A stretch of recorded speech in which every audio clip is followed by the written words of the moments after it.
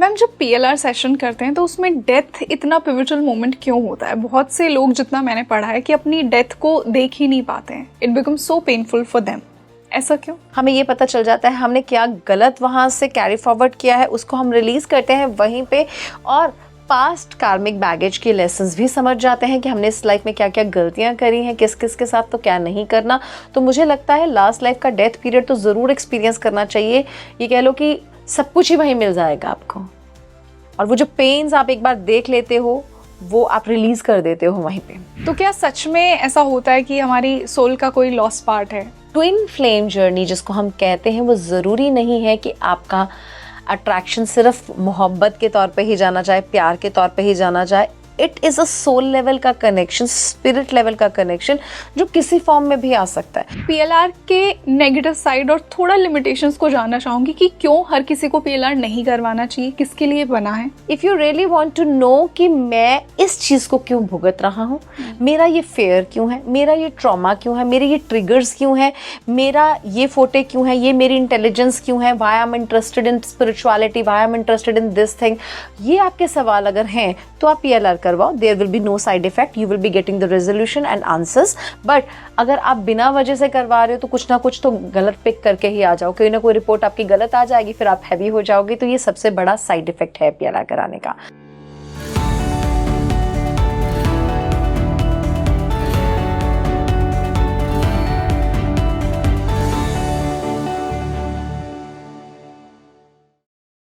Hello, मैं हूं आपके साथ Rangoli Sharma and welcome back to your favourite spiritual podcast speaking tree.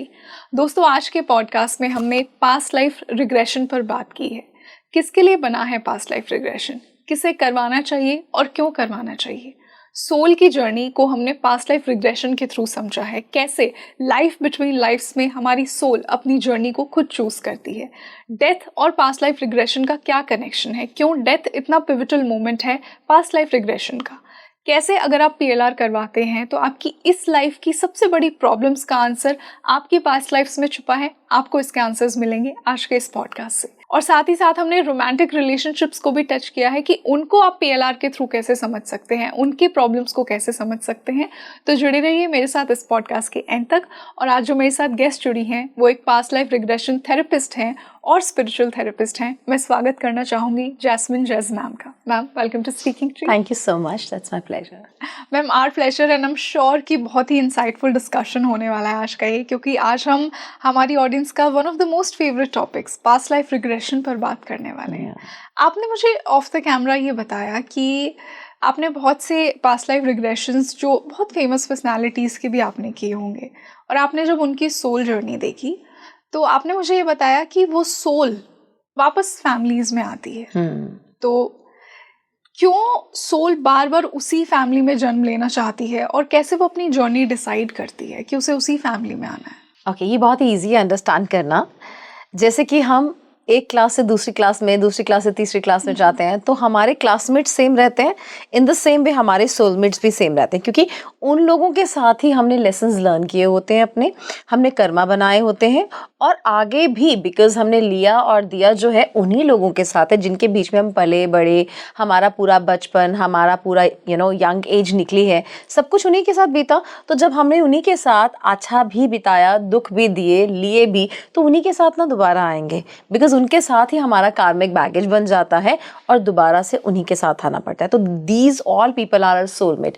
हमारे पेरेंट्स, हमारे बच्चे, हमारे रिलेशनशिप्स, हमारे फ्रेंड्स, हमारे ancestors, and sometime do you know कि हमारे इंसेस्टर्स हम खुद ही बनकर आ जाते हैं। रियली? या इन अ वे कि सपोज करो कि वो इंसान जो मर गया, उसके बाद उसका बेटा और उसका बेटा, फिर उसके बाद फिर से वही इंसान को वापस उस लाइफ में आना पड़ा, क्योंकि उसका लेना देना भी इस फैमिली के साथ बाकी था, क्योंकि उन्हीं के साथ बने ना उनके, तो वो वहीं उसी फैमिली में बार बार भी जन्म लेते हैं। तो समटाइम लोग जब बात करते हैं ना पितृदोष की, तो मैं अक्सर ये कहती हूँ कि आपके पितृ आप खुद भी हो सकते हैं। बहुत बार जब हम पीएलआर करते हैं तो हम देखते हैं कि वाकई ही में कि वो खुद ही कहते हैं ये तो परदादा जी है, लेकिन it is me, I am feeling the vibes. तो हमें उन्हीं के साथ बार बार इसलिए आना पड़ता है क्योंकि हम उन लोगों के साथ ही अपने कार्मिक बैगेज बना चुके हैं अगला भी। So that's why. हाँ, जैसा कुछ लोग कहते हैं ना फैमिलीज में कि आप उन दादाजी की छवि हो, जो आपने एंसेस्टर हाँ, की बात की कि राइट। आप उनके जैसे दिखते हो, वैसे ट्रेट्स हैं। सो आई एग्री।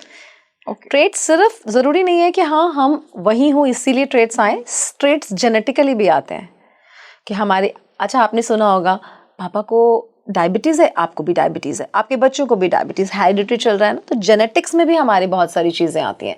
तो ये जो पितृदोष की हम बात कर रहे थे, ये भी क्यों लगता है हमें, भाई मैंने, मेरे पितरों ने किया, मुझे क्यों लगा वो पितृदोष? Exactly. जस्ट बिकॉज कि मेरा उनके साथ कनेक्शन है अंदर से भी, और डेफिनेटली कई जन्म दर जन्म हम एक दूसरे के साथ लेना देना करते आए हैं। जो पेरेंट्स करेंगे वो बच्चे, जो बच्चे करेंगे उनके बच्चे भुगतेंगे ही भुगतेंगे।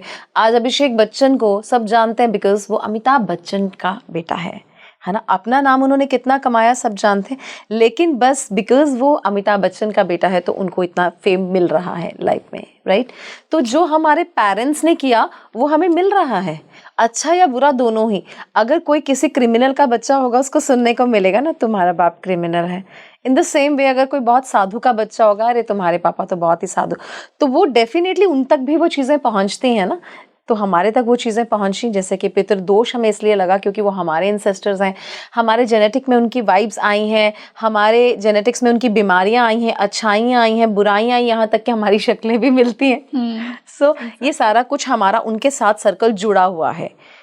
हम सेम फैमिली से आए हैं, सेम फैमिली में दोबारा आएंगे, तब तक आते रहेंगे जब तक हमारा खाता नील नहीं हो जाता।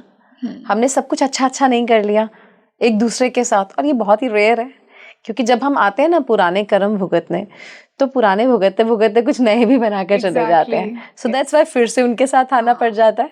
हाँ, तो मैम फिर वो जो कार्मिक बैगेज है वो खत्म कैसे होगा? बिकॉज जैसा आपने कहा कि कार्मिक हम क्रिएट करते ही रहते हैं, न्यू कर्मा हम क्रिएट करते रहते हैं, तो वो कार्मिक अकाउंट बंद कैसे होगा? कार्मिक टाइज कैसे हम कट करेंगे? बिकॉज हम जब भी आते हैं ना, तब हम, हमारी सोल जो है पहले से बेटर ही होती है, हमने लेसन्स लर्न कर लिए। अगर मैं ये कहूँ तो बिल्कुल सही होगा कि जो हमारे बच्चे हमसे ज़्यादा इंटेलिजेंट होंगे, वो हमारे से भी ज़्यादा ओल्ड सोल हैं, क्योंकि उन्होंने हमसे भी एक लेसन और सीखा हुआ है, सीख कर आ गए। तो आपने देखा है हमेशा वो जनरेशन गैप जिसको आजकल बोलते हैं, थॉट्स मैच नहीं करना पेरेंट्स के साथ, उसका रीज़न क्या है? वो हमसे ज़्यादा जानते हैं एक्चुअली, वो हमसे ज़्यादा, हम एक्सेप्ट नहीं करते हैं लेकिन जेन्युइनली हमसे ज़्यादा जानते हैं। तो जैसे जैसे हम भी बार बार जन्म लेते जाएंगे, हमारा सोल ग्रो करता जाएगा, हमारे लेसन्स ग्रो करते जाएंगे।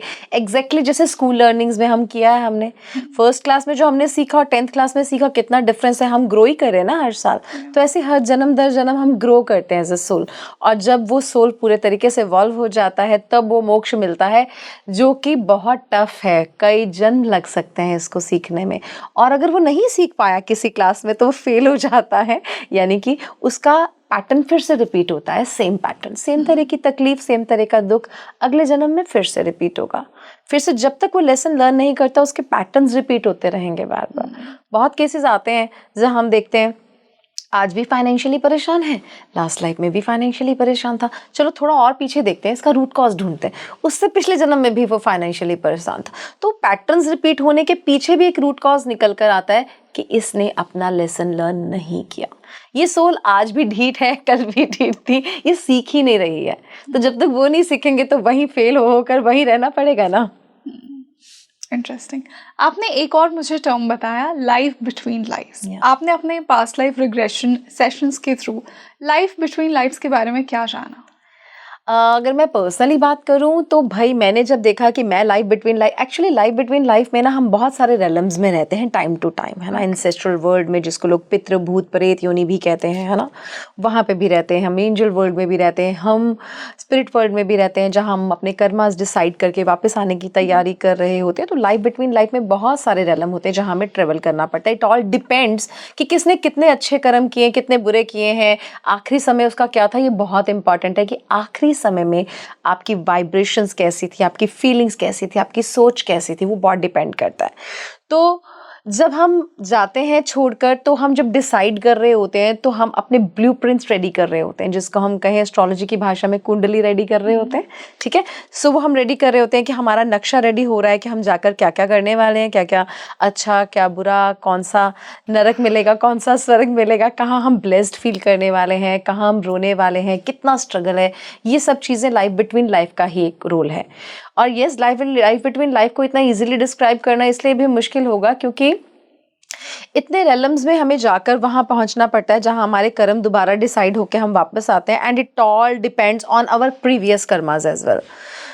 तो दुख तकलीफें भी हैं वहां पे, जो ये अनयूजुअल डेथ्स हो रही हैं, है ना, तो जो हम कहते हैं अननेचुरल डेथ्स हैं जिनको, ठीक है, वो अननेचुरल डेथ होती हैं, तो उसको कितना भटकाव है, वो कितना भटक रहा है, उसको क्या दुख है, उसको क्या तकलीफ है, कब वो रिलीज करेगा उन फीलिंग्स को, कब वो प्योरीफाई होगा सोल, कब वो ह्यूमैनिटी को सर्व करेगा, कब वो इतना न्यूट्रल हो जाएगा कि अपने लिए जब कर्म चूज कर रहा होगा तो उसको कोई दुख तकलीफ नहीं होगा और अपने लिए बिल्कुल भी इमोशंस नहीं होंगे कि मैंने लिए अपने टफ लेसन नहीं चूज करने। वहां जाके हम अपने लिए अच्छे से टफ लेसन चूज करते हैं ताकि हम दोबारा से वो मिस्टेक रिपीट नहीं करें। तो हम जो यहाँ आके ब्लेम करते हैं ना, भगवान तूने मेरे लिए क्या किया, हे भगवान जी मेरे लिए सब कुछ गलत लिखा, ये वो, भगवान को भी कोसते हैं, वो गलत है, बिकॉज भगवान जी ने तो किया ही नहीं, हमने खुद ही किया है। हमने खुद हमारी लाइफ हमने खुद ही किया है। मैम, जैसा कि आपने लाइफ बिटवीन लाइफ्स की बात की, वहाँ पे एक और टर्म आती है स्पिरिट वर्ल्ड। तो क्या डिपार्टेड सोल से भी बात कर सकते हैं पीएलआर के थ्रू? ऐसा पॉसिबल है? बिल्कुल कर सकते हैं। Only PLR is not the process to talk to departed soul. सिर्फ पीएलआर के थ्रू नहीं, उसमें और भी बहुत सारी चीज़ों को हमें एड अप करना पड़ता है अगर हम डिपार्टेड सोल से बात करना चाहते हैं। It's not easy. लोग इसको मीडियमशिप रीडिंग भी बोलते हैं, बट उनको लगता है कि past life regression therapy and mediumship reading same है, बल्कि ये दोनों ही डिफरेंट टर्म्स हैं। क्योंकि यस, थोड़ा सा तरीका डिफरेंट है, पोर्टल्स वही हैं, लेकिन डेफिनेटली वहाँ तक पहुँचने के लिए हमें बहुत कुछ करना पड़ता है। To take so many kind of protections, उसके लिए हमें अपनी ग्राउंडिंग, हमें अपने क्रिस्टल्स, हमें अपने एंजल, हमारे स्पिरिट गाइड, हमारे गार्डियन एंजल, हमारे इष्ट देवता, सबको इन्वोक करना पड़ता है टू टेक द प्रोटेक्शन। क्योंकि वो लोग अलग रेलम के हैं, स्पिरिट वर्ल्ड में जो रह रहे हैं, हम लोग अलग रेलम पे, धरती के लोग, है ना। तो हमारी एनर्जी और वाइब्रेशन कंप्लीटली डिफरेंट होगी, और मैं किसी ऐसी वाइब्रेशंस में हाथ डालूँ या उनके साथ कनेक्ट करूँ या किसी ना किसी तरीके से मेरी कॉर्ड्स उनके साथ कनेक्ट होगी, तो ऑब्वियसली मुझे तकलीफ होगी। तो इसलिए डिफरेंट है।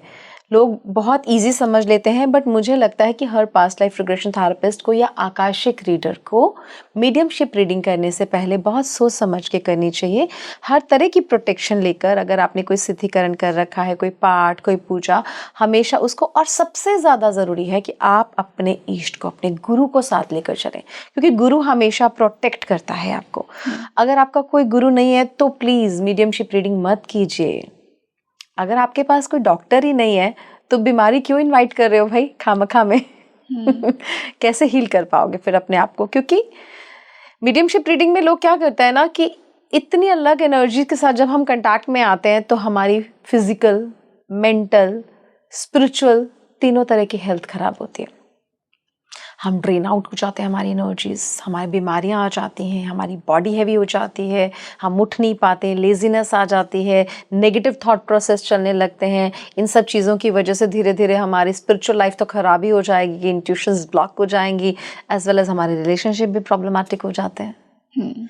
तो बहुत प्रॉब्लम आती है। तो मेरी सजेशन तो यही है, अभी मीडियमशिप रीडिंग हर किसी को नहीं करनी चाहिए। मैम, जैसा आपने रिलेशनशिप्स की बात की, तो पीएलआर के थ्रू आपने रिलेशनशिप्स के बारे में क्या जाना? और यहाँ मैं रोमांटिक रिलेशनशिप्स की बात कर रही हूँ, यहाँ मैं मैरिज की बात कर रही हूँ। वो कहते हैं ना कि आपकी मैरिज आपका सबसे बड़ा कर्म है। तो पास्ट लाइफ रिग्रेशन ने आपको क्या बताया रिलेशनशिप्स के बारे में? ये बिल्कुल सही कहा आपने, वाकई वो कर्म है। हाँ। क्योंकि आज के समय में 90% ऑफ पीपल ऐसे हैं जिनके रिलेशनशिप अच्छे नहीं चल रहे, है ना। मेरे पास सबसे ज़्यादा अगर पूछो, because I am into tarot, astrology, numerology as well, तो लोग रीडिंग्स भी करवाने आते हैं, अपने भविष्य जानने भी आते हैं, सिर्फ पास्ट लाइफ करवाने नहीं आते, आकाशिक कराने नहीं आते। तो सबसे ज़्यादा केसेस ही रिलेशनशिप के हैं। तो रिलेशनशिप जो खास तौर पे हस्बैंड वाइफ और बॉयफ्रेंड गर्लफ्रेंड का है, ये सबसे बड़ा कार्मिक रिलेशन होता है हमारा, जिनके साथ सबसे बड़ा बिकॉज यही सबसे ज्यादा पेन देता है, इन्हीं से सबसे ज्यादा एक्सपेक्टेशंस भी होती हैं हमारी, है ना। और यही रिश्ता है जो सबसे ज्यादा नाजुक भी होता है, इजंट इट? क्योंकि माँ बाप तो वही रहेंगे, रिश्ते ये टूट जाते हैं, लेकिन उनकी गांठें फिर भी सारी जिंदगी लोगों के मन में बैठी रहती हैं। People are getting into depression, they are having high anxiety, they are having panic attack because of the relationship issues. तो वो जो रिलेशनशिप है ना, वो हमारा कंप्लीटली कार्मिक है। तो उनको हमारे कार्मिक पैटर्न्स की वजह से हम चूज करते हैं कि वो कैसा होगा।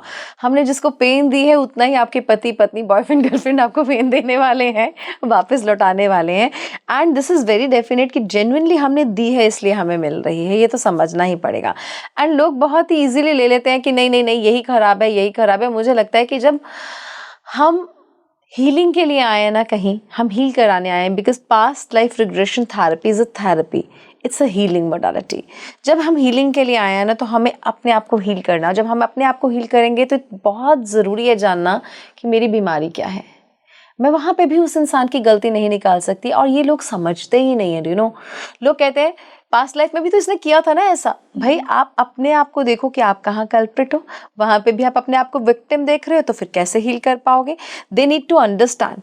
और जब हम विक्टिम देख लेते हैं अपने आप को कि मैंने ये किया था, वी बिकम सो लाइट कि उस रिलेशनशिप को ठीक कैसे करना है समझ में आ जाती। जो गलती की थी वो रिपीट नहीं करनी है, कैसे उन चीज़ों को दोबारा नहीं करना है। सामने वाले को क्या चीज़ ने तकलीफ दिया था, उसकी तकलीफ को हील कैसे किया जाए ताकि आप भी हील हो जाओ। क्योंकि past life regression therapy is a two way healing. बहुत कम लोग जानते हैं कि ये टू वे हीलिंग है, क्योंकि अगर आप मुझे माफ़ नहीं कर पा रहे हो ना कहीं वो जलन की अग्नि आपके अंदर भी है। मैं अगर माफ़ी मांगूंगी दिल से और दिल से इम्प्रूव होकर दिखाऊंगी, तो वो जलन की अग्नि जो आपके अंदर है वो भी ठंडी हो जाएगी, आप भी मेरे लिए शांत हो जाओगे। तो ये टू वे हीलिंग नहीं हुई, दोनों तरफ से हीलिंग होती है ना। सो ये टू वे हीलिंग होती है। और रिलेशनशिप में past life regression therapy awesome work करती है गाइस, ऑसम, सीरियसली बहुत अच्छे से वर्क करती है। क्योंकि ये टू वे हीलिंग है, और पास्ट लाइफ रिग्रेशन थेरेपी कराने के बाद जब हम रिलेशनशिप हील करते हैं तो दूसरा पर्सन भी भाई हमें माफ़ करता है, हमारे लिए सोचता है, हल्का हो जाता है, लाइट हो जाता है। तो ऑब्वियसली हमारी एक्सपेक्टेशंस पे भी खरा उतरना शुरू होता है। तो होते तो ये कार्मिक रिलेशनशिप ही हैं, और मुझे लगता है कि और किसी चीज़ के लिए कराओ ना कराओ, रिलेशनशिप के लिए पास्ट लाइफ ज़रूर ट्राई करो, because it's going to work like awesome. इसने बहुत सारे रिलेशनशिप को जेन्युइनली चेंज किया है। मतलब हमें वो प्रॉब्लम्स, वो पैटर्न्स दिख जाते हैं पास्ट लाइफ से, हाँ। कि जो इस लाइफ में मैं सफ़र कर रहा हूँ या कर रही हूँ, हाँ। ये उसका कॉज था। हाँ, देखो होता क्या है ना, जब आपके पास भी आपके फ्रेंड्स रिलेटिव्स है ना, कजन्स आते होंगे, बोलते होंगे यार मेरे ना हस्बैंड ख़राब है, मेरी वाइफ ख़राब है, मुझे ऐसा बोल देते हैं, मुझे ऐसा बोल देते हैं। कभी ये खुद नहीं बताते कि मैं क्या करता हूँ या करती हूँ, है ना। तो यूजुअली क्या होता है ना, जब आप अपनी ज़िंदगी डिस्कस भी कर रहे हो या बता भी रहे हो ना किसी को, तो आपको लगता है वही गलत है, मैं ठीक हूँ। लेकिन पास्ट लाइफ तो आप कहाँ गलत थे वो दिखाता है। जब वो दिखाता है कि आप कहाँ गलत थे, तो आपको समझ में आ जाती है कि यार ये गलतियाँ तो मैं अभी कहीं नहीं कर रहा। क्योंकि जो हमारा सोल है ना, उसका भी तो एक बिहेवियर पैटर्न है ना, उसका भी तो एक नेचर है ना। अगर वो ज़िद्दी था तो वो ज़िद्दी रहेगा। तो उसको सुधारने के लिए मुझे रिकॉल करना पड़ेगा अपनी मेमोरीज को, कि मुझे क्या सुधारना है, मैं यहाँ आके क्या भूल गया हूँ, मुझे क्या करना था और मैं फिर से भूल गया हूँ, मैं फिर से अपना बिहेवियर। अब एक बच्चा है, वो ए उल्टा लिखता है, आपने डांटा इसको सीधा लिखो, वो एक बार सीधा लिखेगा, दूसरी बार फिर से उल्टा लिख देगा। जब तक उसको डांट पड़ेगी ना, वो सीधा होना शुरू हो जाएगा। अब डांट पड़ना is past life regression therapy. Like वो आपको एक डंडा दिखाया जा रहा है, भाई इसकी वजह से तो ये भुगत रहा है, रियलिटी चेक। हाँ, इसकी वजह से तो ये भुगत रहा है, फिर से तो गलत लिख रहा है भाई। So this is the thing. तो हमें वहां से समझ आती मैं क्या गलत कर रहा हूँ और मुझे क्यों गलत नहीं करना है, इम्प्रूवमेंट करनी है। तभी मेरा प्रेजेंट लाइफ का फ्यूचर एंड नेक्स्ट लाइफ का फ्यूचर भी इम्प्रूव होगा। मेरे सोल का बिहेवियर जब तक चेंज नहीं होगा, वो इवॉल्व नहीं होगा, तब तक मैं ऊपर मोक्ष की प्राप्ति नहीं कर सकता, तब तक मैं रिलीज नहीं पा सकता, तब तक मैं सुखी नहीं हो सकता, तब तक मुझे स्वर्ग नहीं मिल सकता। तो ऐसी कोई relationship oriented case study past life की जो आपने की हो, जहाँ पे आपको वो सफरिंग पॉइंट्स मिले किसी सोल के, जो आप हमारे साथ शेयर करना चाहेंगी? हाँ, हाल ही में एक केस स्टडी मैं आपसे शेयर करती हूँ, which was very recent, last week ही हुआ ये। एक फीमेल मेरे पास आई हु लुक लाइक कंप्लीटली एकदम टॉम बॉय जैसा। सिर्फ उनका पहनावा ही वैसा नहीं था, उनके फीचर्स, यहाँ तक कि उनके हेयर्स भी थे और उनकी लुक्स बिल्कुल, क्योंकि मुझे भी समझने में समय लग गया कि ये एक फीमेल है या मेल। जब उन्होंने अपना नाम बताया और बात करनी शुरू करी, देन आई अंडरस्टूड। सो वो बिल्कुल वैसी लगती हैं। बहुत सारे टैटू भी बनवा रखे हैं, उनको शौक भी लड़कों की तरह रहने का है। और जब उन्होंने मुझे बताया कि मेरी लाइफ में बहुत सारी प्रॉब्लम है, because I M incline toward girls and मैं एक रिलेशनशिप में हूँ एक गर्ल के साथ, जब उन्होंने मुझे ये चीज़ बताई कि मैं गर्ल के साथ रिलेशनशिप में हूँ और मेरे पेरेंट्स एक्सेप्ट नहीं कर रहे, उनके पेरेंट्स एक्सेप्ट नहीं कर रहे हैं, हालांकि आजकल तो this is really common, acceptance लोगों में बहुत हद तक आ गई है पहले से, बट वो बहुत टफ जर्नी फेस कर रहे थे कि बहुत मुश्किल हो रहा है. She is now 30 years old and she was saying कि इतने साल हो गए मुझे अपने पेरेंट्स को मनाते हुए, लेकिन वो समझ ही नहीं पा रहे हैं इस चीज़ को, और कोई भी नहीं समझना चाहता. यहाँ तक कि जिन फ्रेंड्स से मैं बात करती हूँ वो भी मुझसे दूर जाते जा रहे हैं. I want to know the root cause, मेरी लाइफ में ही क्यों सफरिंग्स है, मैं ही ऐसी क्यों बनी हूँ, और यू नो भाई मैं क्यों नहीं निकल पा रही उस इमोशंस से भी. और जो मेरी लुक्स हैं इस पर भी बहुत ज़्यादा टिप्पणियाँ की जाती हैं, लोग बहुत मजाक बनाते हैं. I want to know the reason. So हम पास्ट लाइफ में लेकर गए उनको हिप्नोथेरेपी से. जब उन्होंने देखा, he was a very very handsome, she was he in the past life and was a really handsome man. So वो बहुत हैंडसम थे पास्ट लाइफ में. जब उन्होंने अपने आप को देखा कि एक मेल के रूप में बहुत ही हैंडसम, जिसके साथ वो अफेयर में थे, जिसके साथ उनकी शादी भी हुई पास्ट लाइफ में, वो अब लड़की जिनके साथ वो इंक्लाइंड है अभी इमोशनली बहुत ज़्यादा वही है, इसलिए इनका अभी बहुत ज़्यादा उसकी तरफ इंक्लिनेशन बढ़ा हुआ है. लेकिन एक लड़की ने उनको प्रपोज किया. शी वॉज लाइक, ये कह लो कि उस लड़की का ये क्रश थे, but according to him, because ये बहुत ही प्राउडी मैन थे और अपने ऊपर बहुत ही सुंदरता पे बहुत प्राउड था, according to him she was not that beautiful. तो इन्होंने उसकी बॉडी शेमिंग करी, बहुत ज़्यादा बॉडी शेमिंग करी, and she went to depression because of him. तो अब क्या है, पास्ट लाइफ से जो अभी प्रेजेंट में हमें समझ में आया कि जो बॉडी शेमिंग इनकी हो रही है, बिकॉज उन्होंने मुझे बताया कि मेरी body it also looks like, तो बहुत लोग मजाक उड़ाते हैं, तो इसलिए. और उस लड़की की तरफ इंक्लिनेशन क्यों है, बिकॉज वो पास से आई हैं. लेकिन हम जब थोड़ा और गहराई में गए उनकी पास्ट लाइफ में, तो हमें ये भी समझ में आया कि ये खुद ही अपने आप को लाइफ बिटवीन लाइफ में चूज करके आए हैं to be a female but not having a good looks, ताकि उनकी भी बॉडी शेमिंग उनको हो, ताकि वो लेसन लर्न कर पाएँ कि किसी को बॉडी शेमिंग की जाती है तो उसको क्या महसूस होता है. तो खुद भी ये वही सफरिंग सफ़र कर रहे हैं अभी. सो इन्होंने लाइफ बिटवीन लाइफ में जो समझा और अपने लिए लेसन चूज़ किया वो ये था. इनफैक्ट ये नहीं सोचा कि what will be you know with my love, ये सोचा ही नहीं, बिकॉज वहाँ पे हमारे बुरे कर्म सबसे ज़्यादा प्रोमिनेंट होते हैं, हमें उनको ध्यान में रख के अपने कर्म चूज़ करने होते हैं. तो उनकी सफरिंग्स तो बहुत ज़्यादा है, बट हीलिंग अब कैसे हुई कि हमने उनको हील किया. जब उन्होंने अपनी चीज़ को देख लिया तो now she is more light, अपने लिए मोर लाइट है. सेल्फ लव आना शुरू हो गया. 3-4 days में ही she texted me, ma'am I started loving me. मुझे कोई फ़र्क नहीं पड़ता कि लोग क्या कहेंगे, लेकिन मुझे अपने आप से प्यार होने लगा है, क्योंकि सबसे बड़ी बात है मैंने एक्सेप्ट कर लिया है कि मैंने क्या गलत किया था. मुझे समझ आ गई, ना सिर्फ मैं करूँगी ऐसा, मैं किसी और को करने भी नहीं दूंगी किसी की body shaming in the life. ये लेसन मेरे सोल को समझ में आ चुका है. सो इस तरीके से हम हीलिंग करते हैं. स्लोली स्लोली हमें डिफरेंसेस भी देखने को मिलते हैं. कुछ लोगों को तो दिनों में ही मिल जाते हैं, कुछ को मंथ्स में डिफरेंसेस देखने को मिलते हैं. इट ऑल डिपेंड्स कितना डेडिकेटली आप उन चीज़ों को फॉलो कर रहे हो, उन लेसन्स को कितना अच्छे से समझ पा रहे हो, कितना गहराई से अपने सोल को वो लेसन सिखा पा रहे हो. ओके. तो पास्ट लाइफ रिग्रेशन से आपने सोलमेट्स और ट्विन फ्लेम्स के कॉन्सेप्ट के बारे में क्या जाना? बिकॉज आजकल ये बहुत ही ट्रेंडिंग वर्ड्स हैं, specially when it comes to romantic relationships. तो क्या सच में ऐसा होता है कि हमारी सोल का कोई लॉस्ट पार्ट है? ट्विन फ्लेम और सोलमेट दोनों डिफरेंट टर्म्स हैं. सोलमेट जैसे हमने अभी स्टार्टिंग में बात करी कि सोलमेट तो भाई कोई भी हो सकता है, आप और मैं भी हो सकते हैं, इसीलिए शायद आज हम मिले, है ना. तो anyone can be your soulmate, your classmates, your friends, your cousins, your parents, या आपके हस्बैंड, आपके वाइफ, सभी रिलेशन जो है सोलमेट हो सकते हैं. लेकिन ट्विन फ्लेम जर्नी आप खुद ही हो, आप खुद ही हो वो सोल जिसके 2 पार्ट्स हो गए, जिसके 2 टुकड़े हो गए. अच्छा, एक और बात मैं आपको बताना चाहूँगी. लोगों को ना एक इल्यूजन है, उनको लगता है ट्विन फ्लेम ना हमारी मिरर इमेज है, which is very right. But उनको लगता है कि हमेशा ये मेल और फीमेल के बीच में ही होगा, ये हमें अट्रैक्शन होगी एक दूसरे की तरफ. ठीक है, वो मैटर नहीं करता कि हमारा एज डिफरेंस क्या है क्या नहीं. लेकिन एक मेल होगा, एक फीमेल होगा, एक फेमिनिन एनर्जीज के साथ होगा, एक मैस्कुलिन एनर्जी के साथ होगा, एक दूसरे को अट्रैक्ट करेंगे, पेनफुल रिलेशनशिप होगा. इतना ही जानते हैं लोग इसके बारे में. बट मैंने एक केस किया, एक लड़की थी और वो मेरे पास आई और कहने, मैम मेरा ना डिवोर्स केस स्टार्ट हो गया है चलना, मतलब I am on the state कि मेरा ऐसे सेपरेशन होने वाला है. But I really wanted to know, मेरी लाइफ में एक पैटर्न रिपीट हो रहा है. मेरी मॉम और मेरे हस्बैंड सेम तरह का बिहेवियर देते हैं मुझे, दोनों ही. मम्मा भी मुझे वैसे ही एग्जैक्टली मारती थी, वायलेंस क्रिएट करती थी जैसे कि मेरे हस्बैंड करते हैं। The way is same. शादी से पहले भी वही पैटर्न चल रहा है, शादी के बाद भी वही पैटर्न चल रहा है, जबकि मुझे लगा कि भाई मेरी चीज़ें चेंज होंगी, बट नहीं हो रही हैं। सो इनफैक्ट मैं अपनी चीज़ों से, अपने आप से भी खुश नहीं, I am not happy with my looks and all, उन्होंने मुझे बोला। तो हम गए इन 2-3 चीज़ों को लेकर पास्ट लाइफ में।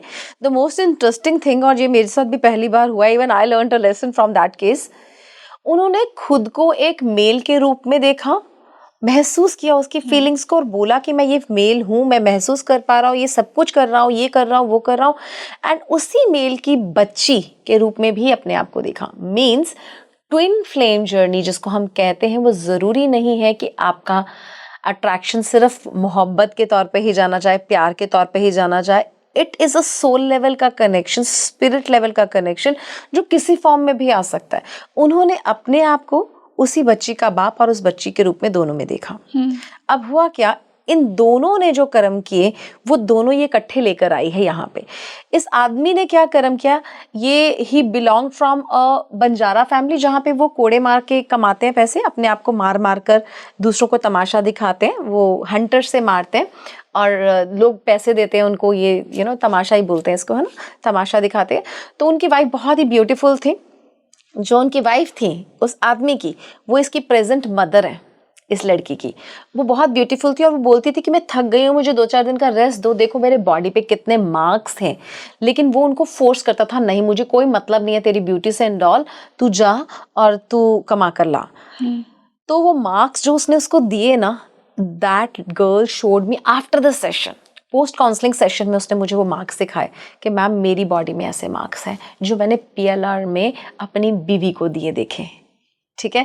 द सेकेंड थिंग, अब उसके हस्बैंड भी सेम चीज कर रहे हैं। अब वो बच्ची जो कि वही है, उन्हीं का एक ट्विन है, तो उस बच्ची ने क्या किया, जो उसके चाचा का बेटा था, जो चाचा मर चुके थे और वो बेटा यहाँ रहता था, ठीक है, she was so जेलस्ड of that kid, इतनी, क्योंकि वो बहुत टैलेंटेड सा बच्चा था। वो इसके प्रेजेंट लाइफ के हस्बैंड हैं। तो उसको झूठ बोल बोल कर अपने पापा से डांट पिटवाई, घर से निकलवा दिया, मार कुटा, गाली गलौज सब कुछ हुआ उस बच्चे के साथ, बहुत हार्श बिहेवियर किया इस लड़की ने, बिकॉज ऑफ द जेलस कि ये टैलेंटेड है, ये ऐसे ऐसे टैलेंट दिखाता है कि उन लोगों में होता होगा ना जो तमाशे दिखाते हैं कि मेरी पूछ कम हो रही है, मुझे नहीं पूछा जा रहा। तो इसने उसके अगेंस्ट कर दिया फादर को और मदर को और उसको निकलवा दिया घर से। अब दोनों समझ गए हो आप, एज अ हस्बैंड उसने अपनी वाइफ के साथ और एज अ बच्ची उसने अपने कजन के साथ ये बिहेवियर किया, और दोनों के दोनों इकट्ठे वापस जब इस सोल में आई है, इस बॉडी में आई है सोल बनकर, तो दोनों इकट्ठे सफर करने पड़ रहे हैं, उसकी सफरिंग्स भी डबल हो गई। सो ट्विन फ्लेम की जब हम बात कर रहे थे ना, तो that was a very different case with me, क्योंकि मैंने भी पहली बार ही देखा भाई ट्विन फ्लेम इस तरीके से भी आते हैं। That was a different experience for me as well. But जब उसने मार्क्स दिखाए, इवन मैं देखकर हैरान रह गई, जेन्युइनली उसके मार्क्स ऐसे ही हैं जैसे कोड़े पड़े होते हैं। जैसा दिया, it's a bounce back ball ना, सो जैसा आप दोगे वैसा आपको वापस मिलेगा ही मिलेगा। मैम जब PLR सेशन करते हैं तो उसमें डेथ इतना पिवटल मोमेंट क्यों होता है? बहुत से लोग, जितना मैंने पढ़ा है, कि अपनी डेथ को देख ही नहीं पाते हैं, it becomes so painful for them. ऐसा क्यों?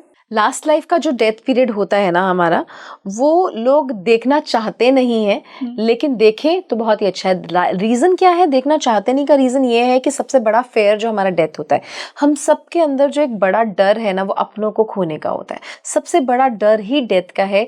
जाने अनजाने में आपके सबकॉन्शियस में अगर कोई फेयर है तो वो डेथ का फेयर ही है, चाहे अपनों का चाहे अपना।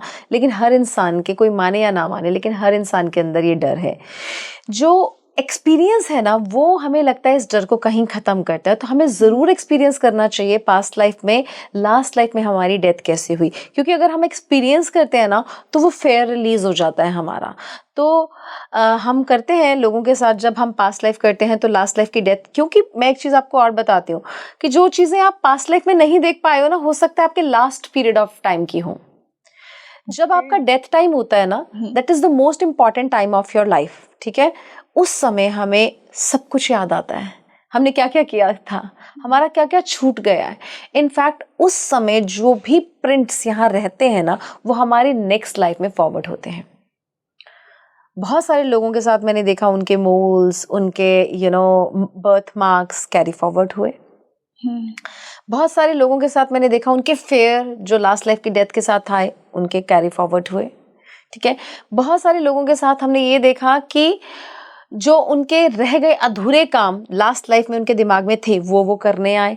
आपने देखा है ना छोटे छोटे बच्चों को रियलिटी शोज में कैसे परफॉर्मेंसेस देते हैं। Exactly. वो रह गया ना उनके दिमाग में, कितने अच्छे स्विमर बन रहे हैं, कितने अच्छे सिंगर्स बन रहे हैं, वो रह गया ना उनके जहन में कहीं ना कहीं। नेचुरली तो बहुत वो टैलेंट लेकर यस वो नेचुरली जो है एक्चुअली वो पास्ट लाइफ से आया हुआ है, ठीक है। तो वो उनको यहाँ याद है, क्योंकि हम जब छोटे होते हैं ना टिल द एज ऑफ 5 तो हमें याद होता है। अगर वहीं से हमने कैच कर लिया ना तो वो निखर जाएंगे उस चीज में, वो कर जाएंगे। लेकिन अगर हम वहीं भूल गए, वहीं आके चकाचौंध में खो गए किसी और जिंदगी में, तो फिर हम भूल ही जाएंगे, ठीक है। सो डेथ एक्सपीरियंस इसलिए करना चाहिए, सपोज करो मैं आपको पास्ट लाइफ में लेकर गई हूँ, आपको सारी जिंदगी में कुछ ज्यादा समझ में नहीं आ रहा, तो मैं आपको लास्ट लाइफ की डेथ का पीरियड दिखाऊंगी कि उस समय आपको सब याद होता है, क्योंकि आपने सब बिता चुके हो ना।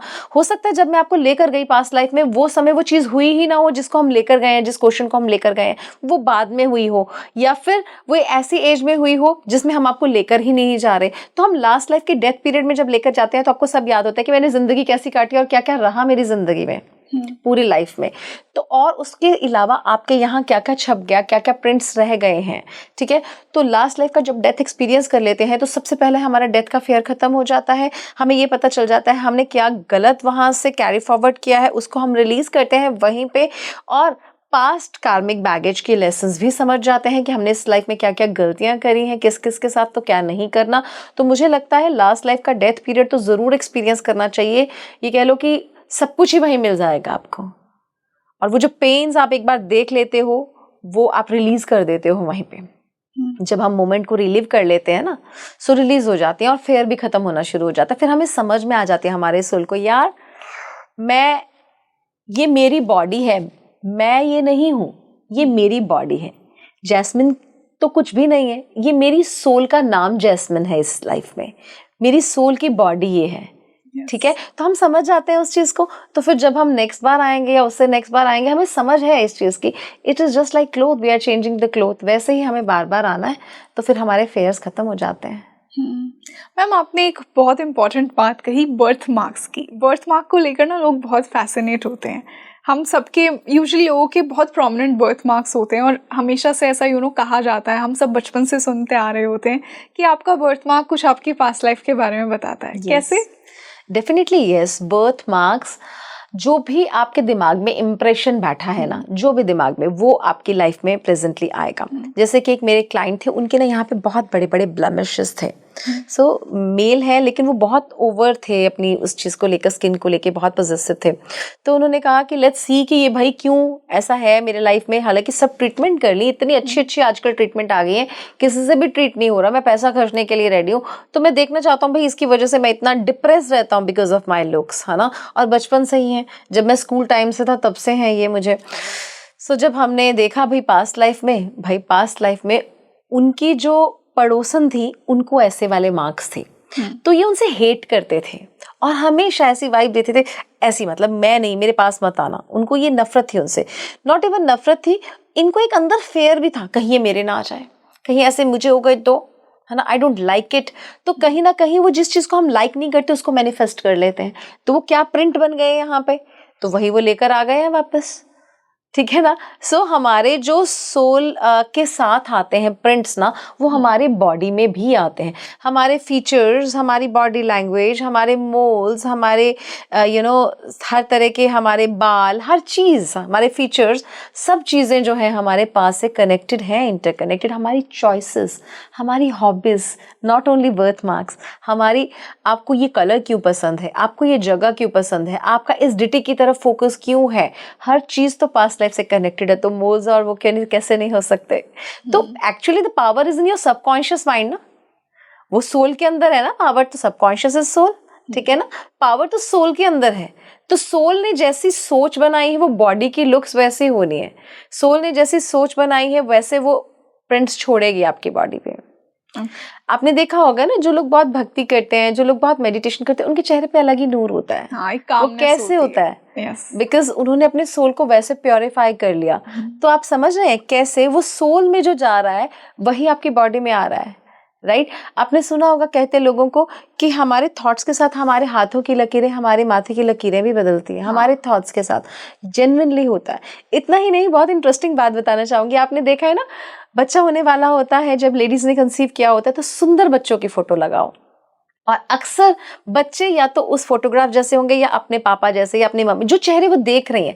आप खुद सोचो, जो हम देख रहे हैं वो सोल तक मैसेज पहुंच रहा है, और जो क्रिएट हो रहा है हमारे अंदर वो भी उसी तरीके की शक्ल कैसे आ सकती है? वो तो नहीं देख पा रहा ना बच्चा, बेबीज इन द वोम, बच्चा तो नहीं देख पा रहा।